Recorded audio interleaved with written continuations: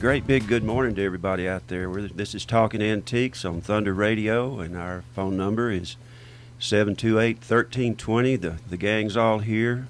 Producer Phil in the corner, Keith on the board, Ray Seckler, and Mayor Pennington, former Mayor David Pinchington. That's his nickname now. And he's going to introduce our guests for a continuation of last week. We had a big time talking about Lynchburg and Moore County. Take it, Dave. All right. We have Sloan Stewart back with us. He is the mayor of Moore County. And we have Mark Logan, the second longest sheriff in the state of Tennessee right now as far as terms. Is that right, Mark? Yes, it is. All right. So we're going to try to get around. You know, I think I said this at the closing of the show. I bet everybody thought we'd get around Lynchburg pretty quick, but we found out that Lynchburg is a pretty good-sized business district. So we're at the old jail, right? Is that where we're starting from, Sheriff? Or yes, Mayor? We are at the old jail. Mayor? Or is that where we're going to start? That's where we left off last week at the old Moore County Jail, which now is the museum on the square. All right. So is that all you're going to do there, Mayor? That's it. Well, I tell you what, Sheriff, you see how being the mayor, you know, he knows how to give people the other. Yeah, he's figured out how to delegate. Yeah, he's real good. Good. So he delegates a lot of stuff to me, and then I try to figure out who I'm gonna delegate it to. Well, actually, David, I will have one little note right here that in 1992, Miss Elizabeth Cobble wrote a revised landmark for the houses in Lynchburg. And on this, we found that the first jail was built in 1876, and it's on Mechanic Street. And the owners of this property was Mr. and Miss Dan Masters. And Mr. Masters was the principal, was he for the high school, Sheriff, for many years.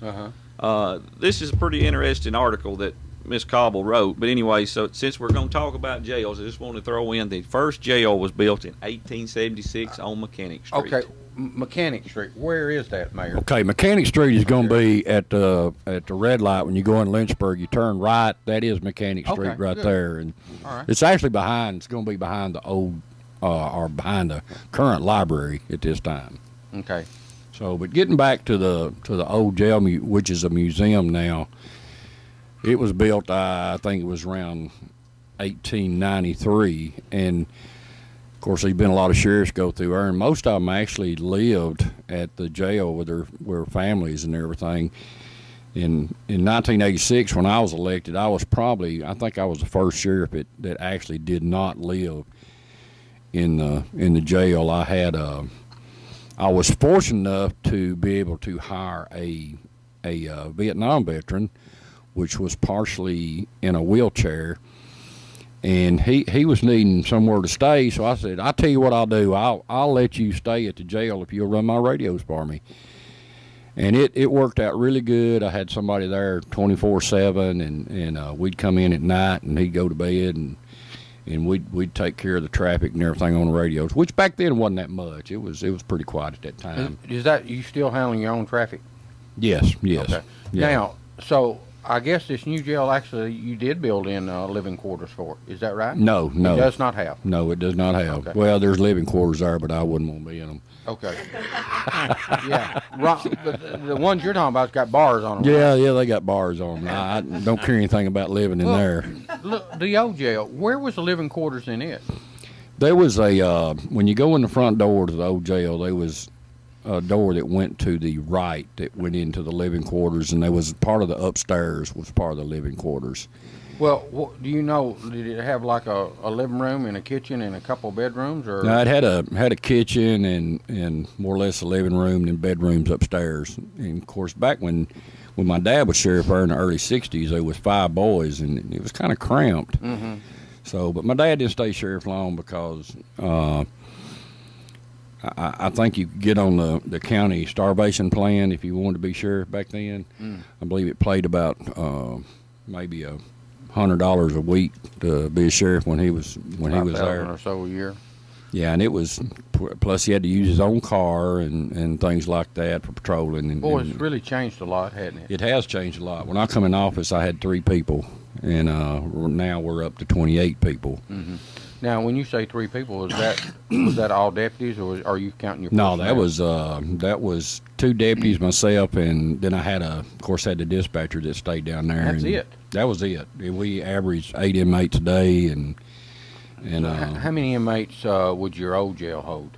the old jail, we had there was a 2 women's cell downstairs, and upstairs there was kind of what they call a bullpen. They had Right. four bunks in there that you could put inmates in, and then there was a hallway that walked around it that you could actually put cots in the hallway. Mm-hmm. Did you ever get to the? You never did.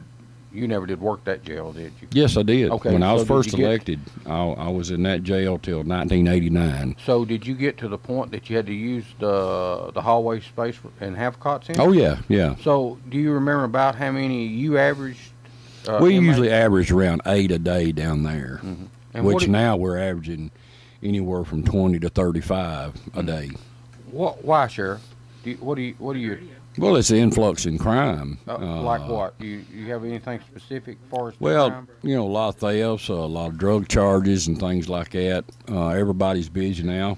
Coffee County, for instance, you know, they just had to build a brand new $22 million jail. jail. A $22 million jail because of the large increase in crime that we're having nowadays. You know, Sheriff, it's a 400 bed, and we also kept the old workhouse part of Right. it. So that's another.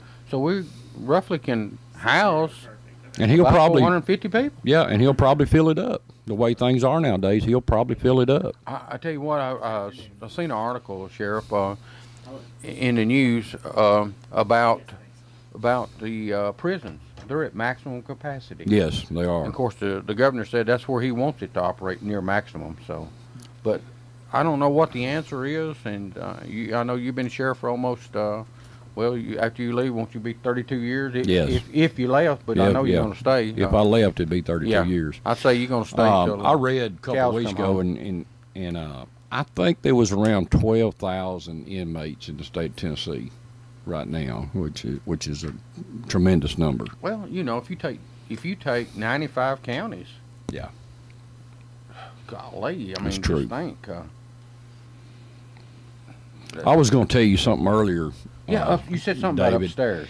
And upstairs in the cell block where the male adult inmates were, I found some carvings on the wall up there years ago.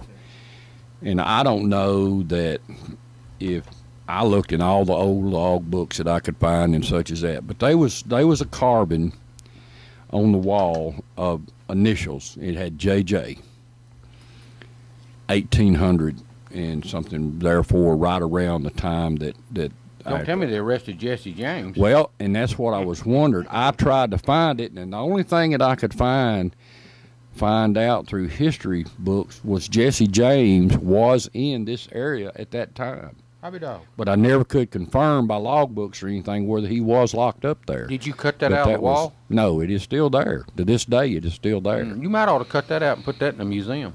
Well, that is in the museum. It is a museum now, isn't it? I don't know that there's not very many people that probably knows that's there. I just happened to find it one day. And Where was because it? there was a lot of people, a lot of inmates would carve their initials and such as that in the walls When upstairs. you say carve it, is it plaster that they carve? Yes, it is. It's plaster, and, Oh. and they would take a Where's it pencil or located, whatever. the JJ part? It is behind the what they call the bullpen. It's Right. behind it on the back wall, which would be on the south wall. But I do know for a fact, reading history, that he was in this area at that time through Missouri and Tennessee through here, and I just always wondered if that was really him, but I never could find any documentation You know, to prove that. he used for his last name. He used the alias Howard. You know, they even wrote a song about the dirty coward that shot Mr. Howard. Yes. You know. Yeah. But that's a little bit of history about the That's old interesting. jail, and it is very interesting. Let's stay on the old jail a little bit. Is there any of the original? I know that at one time they had hitching posts. Do you know what I'm talking? Regular hitching posts around, I'm sure, around the square and the old jail too, if it was built in. They did have. Is any of that left? No, none of that's left. Have you ever That's seen original. at some of the houses in Lynchburg? Have you ever seen? There's one in Manchester that actually has. It's a horse head.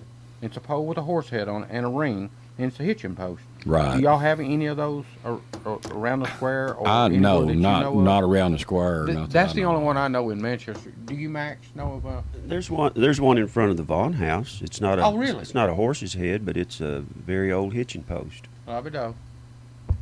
That's kind of unique that that kind of stuff survived. We just got one at an antique sale last week. Mom just got one. It's heavy. It's really has the horse Is head it a and real everything. one? Oh yeah. Not a reproduction. No, it's the real one. It was an estate sale in Manchester. Got it about 2 weeks ago. Huh. Lady died and sold all her stuff, and we found it. Labido. It was nice. Well, It's pretty unique. well, that is a piece of history. Is anything else that we need? Oh, I know what we need to talk about. What about all the records from Mayor, you said 1893? 1893 on the jail museum.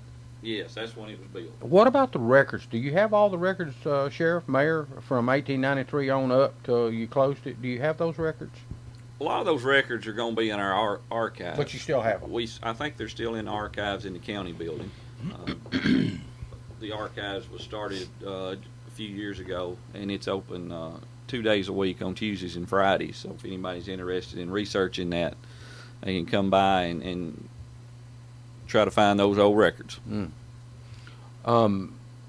Sheriff, this is just off the cuff here, but you might know. Do you know of any famous people that were arrested in Moore County for, like the gangster type area or anything like that? No, not really. Okay. I know of a few, but I wouldn't elaborate on that. Okay. You see a lot of these jails that has like Al Capone or those type of the 30s type gangsters. The Right. Prohibition type. I'm not aware of anybody like that. Hey, Mark, what's the story about Lim Motlow on a train? Did he strike a man, or was he? Do you know the whole story about him? I do not know that. I've always heard there was an incident on a train, and he was gambling and drinking, and some poor fella, porter or somebody, did something, and he struck him with a cane or something. And I've always heard that, but I've never heard the whole. I never had heard that. I don't know Sheriff, that. I believe that's going to have to be another story, another show. Probably going to be another show. Yeah. We're not never going to get around the square. No, I told you. You said, well, we'll get right around. This won't be. But it's more to it than just. I want people to understand there is a lot of history that that people like you, the mayor, have that we need to share with people now while we still remember it. Keith, are we going to take a break? Yes. The Jiffy Burger on the Hillsborough Boulevard in Manchester has been voted as having the best hamburgers in Manchester. Hometown atmosphere, historical memorabilia, and of course those great burgers, salads, chicken, and so much more. It's the Jiffy Burger on the Hillsborough Boulevard in Manchester. Call in orders at 728-4452. You can also order at the convenient outdoor curb service. Hamburgers are made the old-fashioned way at the Jiffy Burger, Manchester's finest hamburgers. Open 7:30 until 9, Monday through Saturday. We would like to thank Dr. David Florence for supporting Let's Talk Antiques. See Dr. Florence at 804 Kalon Street in Manchester for all of your medical needs. Call 728-5522 for your appointment today. Most insurances accepted.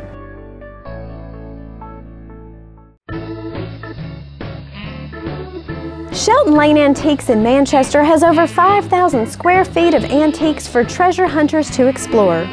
They sell vintage clocks, gas pumps, signs, furniture, and glassware.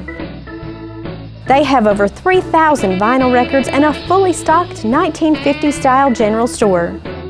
Owners Harold and Ruby Shelton have been collecting unique items for years, and you can start or complete your own collection today at Shelton Lane Antiques. Open Wednesday through Saturday, 10 a.m. to 5 p.m. at 100 Shelton Lane, just off 16th Model Road in Manchester, Tennessee. Come look around and plan to stay a while at Shelton Lane Antiques, where we sell antiques, but the history is free. Hey everybody, we're back talking antiques, and we're on the grand tour of Lynchburg Square, and a continuation of last week, and just everybody's having a big time. 728-1320 if you want to chime in. Take it back over to David. All right, we're getting ready to leave the old jail, but we got just a couple more things that we're going to talk about. Sheriff, you said something about the keys? Well, as far as I know, the keys that unlocked the sales at that time is the only thing that I know of it's still left around. The museum itself is a great place to go and just look around and walk through the old jail. Do you know how many keys you got? They would have been the keys for the downstairs female cells, and then the one key upstairs for the main cell block. Huh. So, and we was talking also on break about all the different talent. Now, it's unbelievable the talent that goes through our county jails. You know, from artists for drawings and things like that, making things. Tell them about the story about you arrested the guy that had never been to Moore County, and you was carrying him to jail, and he passed by the jail, or? Yeah, we locked a young man up, and he wasn't from Moore County, and just from the outside of the jail taking him in, while he was in jail, he sat down and drew a brick for brick perfect replica of the jail, the new jail now, just solely by memory, and which probably didn't take 5 seconds to get him out of the car and take him in. He just looked at the jail and went in, sat down and drew it. It's just, it was unbelievable. Unbelievable. And there were some other things that you said that they made down in the old jail, was down there in 80, probably been around 86, 87, they made a pirate ship out of matchsticks that was quite remarkable also. And I've still got it to this day. They made it for me. But you said they made the sails and all, right? I mean, the sails on the ship. Oh, they made it all. Everything's out of matchsticks. Everything out of matchsticks, and what little bit of cloth they could get to make the sails and stuff like that. But all the lines was made out of thread. But I have still got that to this day, that ship they made me. And I can't even remember. It's been so long I can't even remember who done it. But you also said you had some cartoonists, and you had somebody that done a big mural for you. We had cartoonists come through as could draw as well as any Sunday newspaper cartoon you could see. We had one gentleman that drew some murals with spray paint up at the high school for the football coach, and then actually we had another inmate that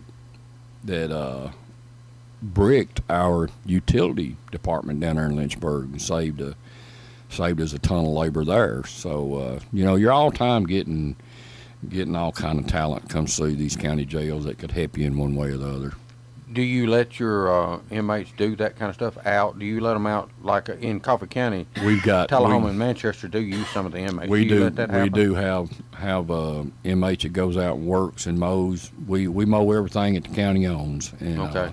By the inmates. By the inmates, and I know the mayor had that. Everything but the mayor's yard. You don't mow it. Well, we don't go mow the mayor's yard. I don't know if he ever mows it or not.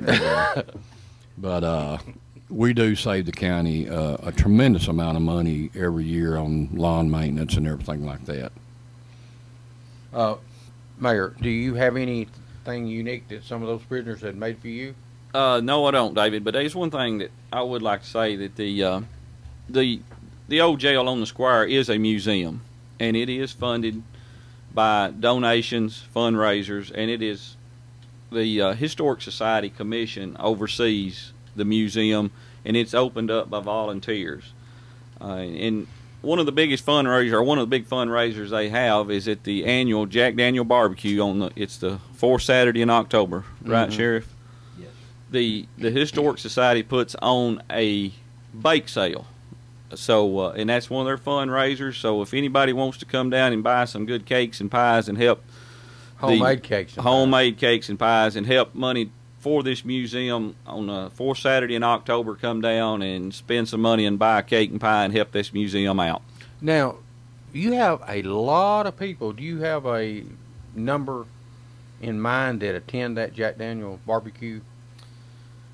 Most of the time, on a estimate, anywhere from 20 to 25,000 come through town on Saturday alone for the barbecue. When it first started, it was a Saturday event. Now it's kind of stretched through Thursday, Friday, and Saturday. Friday's becoming almost a big a day is the Saturday event. When you think, Sheriff, there's a lot of people come through on Friday just to now visit, shop, and see what the cookers are. Now this is where, Mayor, that somebody can actually win the right to say they won the #1 cook-off in Jack Daniel's. Is that right? Yes, that they run the Jack Daniel barbecue, and they compete all over. I'd say all over the world. Nearly every state's represented every year, and usually anywhere from 10 to 15 countries. But now you have to be invited. You have to be can't invited. Run down there with a cooker, and it's my understanding you have to be invited, or you have to win a competition that will get you an automatic berth into the main event. And then on the lower end, they usually have anywhere from 50 to 75 what they call the backyard cookers, but that is by invitation only. I think that they enter into you enter your team in, and then they draw out those. So usually there's around 100 to 120 cookers in Lynchburg on that Saturday alone. Now I know I've been down there and I was a judge a couple of times, but it wasn't for the big event. It was the smaller. What are they? Backyard. Okay, is that what it was called? Backyard, yes. Yeah, and that was a lot of fun, and it was a lot of people down there. You'd be surprised how far away some of the backyard cookers come just to be entered into this contest. Well, you know, Sheriff, I told you that it looks like we're absolutely headed for a third show, and I don't know when we're going to do it, but there is no way that we're going to finish this. But let's try to get. What do you think? Let's get out of the jail and go to whatever the next one is. Can we get out of the jail here? Get out of jail, right? Free. Okay. Get out of Get out of jail. Get out of jail free. All right, let's do it. All right, the next business we're going to go to is going to be actually going to be on the south side, going east. Frank Heiss Hardware was there on the corner, and he was there for several years, and he was a building contractor. So far as hardware tools, hand tools, lumber, and such as that, you could go to Mr. Heiss's and buy what you needed there. He also done a lot of building in and around Lynchburg also at that time because he was a contractor. Well, where did he store his material downstairs, or did he have a back lot or something? He had part of the upstairs. He had place for material, and then downstairs also there was a basement. That's a pretty good sized building there, isn't it? That's a real big building. Which right now that is part of that is the barbecue caboose. Oh yeah, run by Mr. Fly. So it's two businesses in that one building now. There's that, and then there's another business, Baker's Antiques, is in part of that business, and then there's another new one beside it that's there now. But used to it was Frank Heiss's. Then we went down to Martin's Five and Dime, which was there for many, many, many years. And of course, you take Frank Heiss's, which was a big area, and then Martin's Five and Dime was a pretty good size area. He was the one we mentioned the other day that before he'd open up in the morning, he'd deliver newspapers around town. Do you know what year he closed the Five and Dime down? I have no idea. I know in the 60s, the Five and Dimes were a big deal. Yes, you know, they were everywhere. In the 70s, too. But it seemed like in the 80s, they kind of started I think it down. might have been around the early 80s when that shut down. I'm not sure. Not sure. Walmart on the square. Yes, sir. It sure was. I mean, those Five and Dimes. Now, we talked about Tullahoma a few weeks ago, and at their Five and Dimes, they actually had a little snack counter. Did he have a snack counter there? No, he did not. He did not. So, but the next building down, of course, years and years ago in the early, I guess it's going to be in the 40s or 50s, there was Logan's Cafe, which was actually operated by my father and two of his brothers. And after that, it, of course, become the co-op. Oh. But in between Martin's Five and Dime and Logan's Cafe, there was Max Irvin's clothing store. It was a men's clothing store. You could go in there and buy suits or, whatever you needed. And later on, he closed it and opened up a nationwide insurance business there. So he was there for a long time. That co-op building, is that the one where they tore the building down or something, and there's like a green grassy area? That is part of it. And right now, there's also blue jean store there. Mm-hmm. Is that grassy area still there? Nobody's built a new building in it or nothing? No, it's still open. I actually think that belongs to one of the Bedfords. And actually, Jack Daniel owns the open area. They do? It's a front. It's barrel. It's like they're Jack Daniel barrels. It's the front face of it, and it is owned by Jack Daniel. And Sheriff, I'm gonna ask a question here. That is the old co-op. Nowadays, it's Diamond Gusset Jeans, and the Moon Pie store is also in this little area. Now, going back into that I was told history, that actually there was a Ford dealership at one time in that section. that's what I understand, but I did not know where it was at. I'm not for sure either, but some of the history says it in that somewhere where the old co-op, it was a Ford dealership back at one time. Same way on, most dealerships in the 40s and 30s, and they didn't. People picture dealerships now with 400 cars or 300 cars or 200. They might have 3 or 4 cars. You ordered the car. You go and you tell them what you want, and they'd order it for you. They didn't have 300 cars sitting out there, So they did locate on the square, and they did have small. It didn't take that much area if you only got 3 or 4 cars to sell. I wish that back in time, if you had all the stories that come out of that old co-op. Now you talk about an interesting history book to write. What year did the co-op move? It was in the late 80s too, wasn't it, Sheriff? I think so. I believe it's late 80s. Somewhere around 80, 87, 88, somewhere in there, I believe, is when it left the square and moved to its new location down on Highway 50. Going back to the 2 gentlemen were in there in the co-op when he was on the square one day, and I was in there getting some feed, and I overheard them talking, and they were talking about bootleg moonshine. And one of them said that they didn't quit making it because it was illegal. It just got to where it was too much work, and they couldn't keep up with it anymore. So, Sheriff, you don't have to worry about moonshiners. You hadn't had to worry about that much. No, I hadn't had to worry about them. You go back to the car business that the mayor was talking about.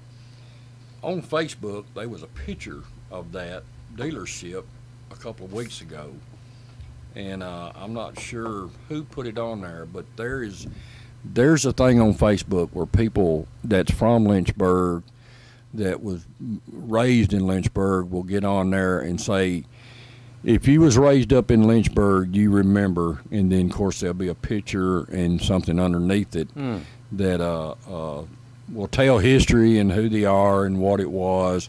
But about once a week you'll see one of those, and those things are pretty neat. Oh, that's real interesting. Jackie Green, which his dad was a repairman, I think a television repairman there in Lynchburg in the 60s and 70s, and he puts a lot on Facebook from that. That's something that's gone away. You know what? It's really TV repair. Yeah, you don't ever see That's throwaway stuff now. Do you remember which dealership it was then? On Facebook? Do you remember if it was Ford or Chevrolet or? I don't remember. I was thinking a Ford dealership come to mind, but I may be wrong. But Ford sticks out. What about most of them have floor plans where these banks and finance companies have they finance them and charge you a percentage every month, as long as you can show them, but they're going to charge you an interest while as long as they're sitting there. That's what they used to do. Golly. Did on house trailers, I know, because I was in business one time. Yeah. Well, what about, so you have to go and check that, they come and check your floor plan, make sure you ain't sold one. Floor plan, and you had to pay so much a month. Sheriff, Mayor, either one can jump in on this question. Since we're talking about dealerships, there wasn't a tractor dealership on the square, was there? Or are we going to get to that? Not that y'all know of? Not that we're aware of. Okay. No. Okay. So, Mayor, Sheriff, what's the next thing we're going to do here? We're out of the co-op. We're out of the feed business. Let's take a break before we go forward. Let's do that. Shelton Lane Antiques in Manchester has over 5,000 square feet of antiques for treasure hunters to explore. They sell vintage clocks, gas pumps, signs, furniture, and glassware. They have over 3,000 vinyl records and a fully stocked 1950 style general store. Owners Harold and Ruby Shelton have been collecting unique items for years, and you can start or complete your own collection today at Shelton Lane Antiques. Open Wednesday through Saturday, 10 a.m. to 5 p.m. at 100 Shelton Lane, just off 16th Model Road in Manchester, Tennessee. Come look around and plan to stay a while at Shelton Lane Antiques, where we sell antiques, but the history is free.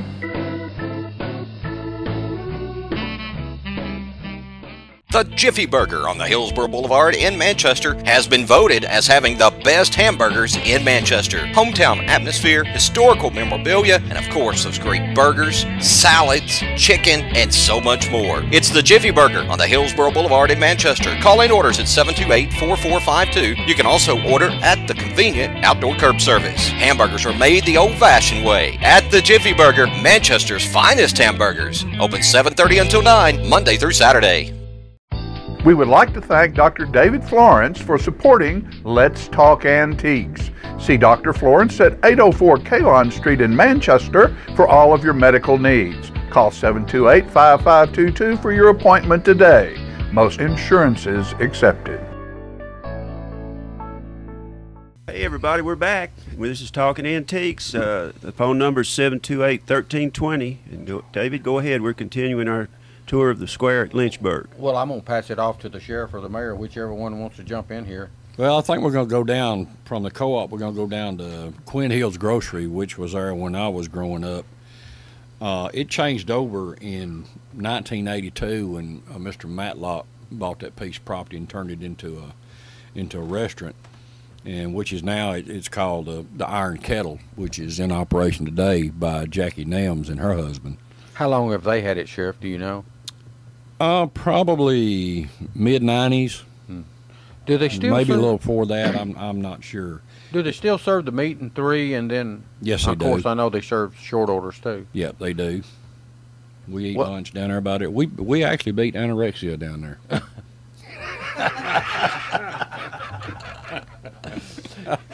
we all didn't weigh about 100 pounds when we started eating down there. You know, the interesting thing about it does have some, decorations in there. It's kind of interesting. It's not just plain. It's got stuff on the walls and. Yeah, they do have some pretty neat things on the wall, and they got some advertisements actually in the ceiling in the tile. If somebody wants to advertise, I think they pay so much, and they can put their advertisement on the ceiling tile. So it's kind of neat. Probably have one of the oldest acting coffee clubs in the state of Tennessee. They started, I think it was in around 1990 with a coffee club, and they still have it going today, that if you're a member of the coffee club, you come in the mornings and get you a cup of coffee or eat breakfast and listen to the good old tales that you can sort out the truth and the lies yourself. You can just go, what do you want to believe? All right, well, let me ask you something. Are you members of that coffee club? I'm actually a member of the coffee club. I've been a member for probably about 20 years now, 25 years. And once a year, we put our dues in and everything, and once a year we get we'll eat a good country ham breakfast. It's kind of a reward for us doing that. And there's probably every morning there's anywhere from 10 to 15 coffee drinkers down there. Seen a lot come and go. We've had a lot of members that's passed on, and that was part of that club. Do you know how many they seat at Iron Kettle? I have no idea. It looks like to me at least 50 or so. I'd say at least that many. I'd say 50 or 60. Yeah, that's what it looks like. When I was mayor and was over in Lincoln County, and I always come back through and stop there. I really enjoyed sitting in there and eating. Yeah, it's a nice little place to eat. Going on further, underneath the restaurant there was a barbershop. Was run by Mr. Tips and Mr. Riddle was the one I remember. Yeah, this Mr. Tips run it back years and years ago when I was growing up. And then it went to Mr. Riddle, which he's moved it now, and he's over across from the Boba Hotel, and where he's still cutting hair today. Do you know how many chairs was at that barbershop? I think there was 2 chairs. There was 2 barbers there, and there was 2 chairs. What's there now, Sheriff? There's not anything down there now. Several different things actually went up down there, but like what? Do you remember? It's mainly just storage right now. Seemed like, what was the gentleman's name that had the Pontiac place over in Tullahoma? Didn't he have a little store down there for a little while? Mr. Jim Pearson run Pontiac's car dealership in Tullahoma, and about 5 years ago he put a little craft store down in below the Iron Kettle and run it for 2 or 3 years, and it was always enjoyable sitting and listening to Mr. Pearson, because he would tell some tales now. And was he a member of the coffee club? Yes. Okay, yes, it had to be. Yes, still a member today. Mm-hmm. But didn't he have a stroke or something, and he had to sell the business? Or? Yes, he had a stroke. I guess it's been 3 years ago now, and he shut his little business down. But he still comes down maybe once a month and eats breakfast and has coffee with them. That's good. All right, Sheriff. What's the next? From there, we're going to go down, kind of down the street from there, and behind the Iron Kettle was a laundromat. Now it's a Barrel House Barbecue, but when I was growing up, of course, it was a laundromat and belonged to a Mr. Burton that also had a store up on the square. In which that's some things you don't see much anymore is the old laundromats. I think it cost you a nickel at that time to go in there and wash your clothes. Was there a car wash down there too, Sheriff? There was. At one time, there was a 2-bay car wash where you could. That was right off. Like I said, that's set right down in behind the square. Mm-hmm. And anyway, the car wash is gone. The car wash and laundromat are all gone now. It's turned into the Barrel House Barbecue, which is another really good establishment to go eat at. How many eating places do y'all have on the square now? Well, we got two barbecue places, the Iron Kettle, and we got another little place on the upper side of the square called the Southern Perks, which is kind of a sandwich shop. So you got four small places? deli at the drugstore too, Sheriff. So you got five eating places? 5, yeah. Yes, sir. I bet they all stay busy. Yeah, they're pretty busy with the number of tourists that we have come through town. So, but from there you come back up toward the square, you got Craftmore Glove Factory, which was in operation for many, many years, and it probably went out of business in the mid to late 80s. And now there's Are you talking gloves? Are you talking like work gloves or? Yeah, the glove factory. We called it the Glove Factory. It was. But it was for work gloves, like you'd buy at the co-op, that type of glove. Well, they made that and different types of apparel, like coats and things like that. So they made other things besides gloves. Right, yes. Right. They stayed in business for long. There's a lot of people from Lynchburg that retired from there and everything before it ever closed down. Do you know how long it was in business? No, I don't. Do you know how many people it employed? I was small when that was in operation, but it didn't close till probably late 80s, Mayor. Yeah, I'd say in the late 80s, early 90s when it closed. And like the sheriff said, it wasn't just for gloves. I mean, they had the jackets and other apparel, and also they had another warehouse that we passed over a while ago, which when we talked on the last show, I believe that was the coffee cup. Was that the coffee cup, Sheriff, over on the corner? Yes. That was actually part of this a warehouse storage for this glove factory at one time too. So they had a pretty big business right there on the square. Must have employed several people then. I'd say there were several in there employed. I don't really remember the number, but they did have the two, and then they cut their own material over there in that warehouse. I believe, Sheriff, wasn't that? Yes, they did. And I know one of your former employees was the one that he worked the warehouse and cut the material for the factory. You know, when you say cut the material, a lot of people think, well, that's no big deal, but it really was, because you had that fabric, you had to get all the pattern you could get out of that piece of fabric. You know, so it came in on big rolls, and they measured it off and cut it and sent it. So if you had a good person that could cut that material, they either made you or broke you. Mm-hmm. All right. Well, looks like we're moving on over to the other corner, which would be on the east side, and we're going to pick up with Farmers Bank. And Farmers Bank was started in, I'm not sure exactly what the dates. I believe it was in late 1800s too, and it was the Motlow family was the I believe they were the founders of that, and was that Mr. Tom Motlow was the president for so many years of the bank, and during the time that he was the president of the bank, his residence was in Miss Mary Bobo's boarding house. If I believe I'm right on my history there. Mm-hmm. In the Farmers Bank has been it's worldwide known, and it's still in business. Still in business today. It's owned by American City Bank. American City. And but it is still a big part of the corner on the square. Yes. Well, the glove factory that we talked about prior to this, what's there now? It's an international. It's called IBIS. I believe it's called IBIS. It's an international bookstore, and they. I really can't explain all, but it does ship books in and out across the world for different businesses and so forth, and they're very helpful to us at the courthouse. The old deed books and record books that are, date back to the 1800s that are torn and getting in bad shape. They will send our books off to have them recovered for us, and so we help with them on. They've helped us on some stuff and delivered really them. good. Yes, where they've gone to deliver some things, they have taken some of those record books for us at no charge to carry them and get them rebound and some upkeep done on them. So they're very good to work with. Let's get back to the bank now, since we got that took care of. Either one of you ever go in there and make a loan?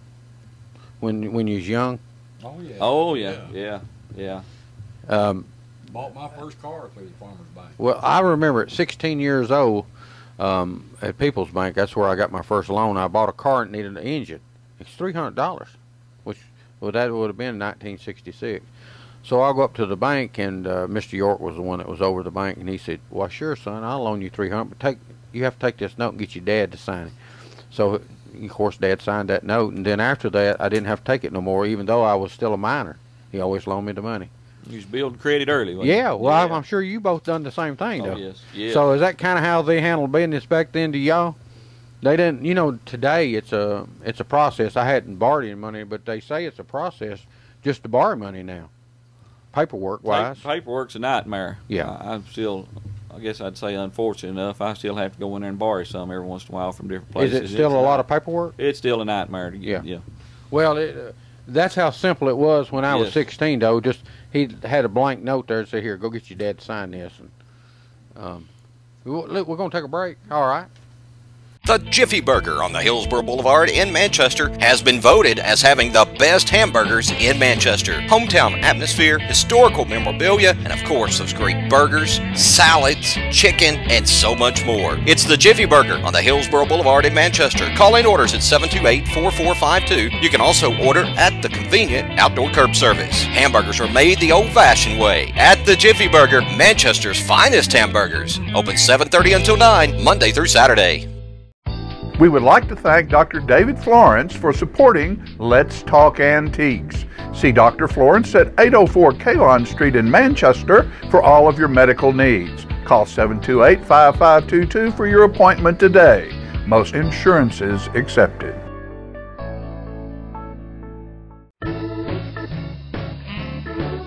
Shelton Lane Antiques in Manchester has over 5,000 square feet of antiques for treasure hunters to explore. They sell vintage clocks, gas pumps, signs, furniture, and glassware. They have over 3,000 vinyl records and a fully stocked 1950s-style general store. Owners Harold and Ruby Shelton have been collecting unique items for years, and you can start or complete your own collection today at Shelton Lane Antiques. Open Wednesday through Saturday, 10 a.m. to 5 p.m. at 100 Shelton Lane, just off 16th Model Road in Manchester, Tennessee. Come look around and plan to stay a while at Shelton Lane Antiques, where we sell antiques, but the history is free.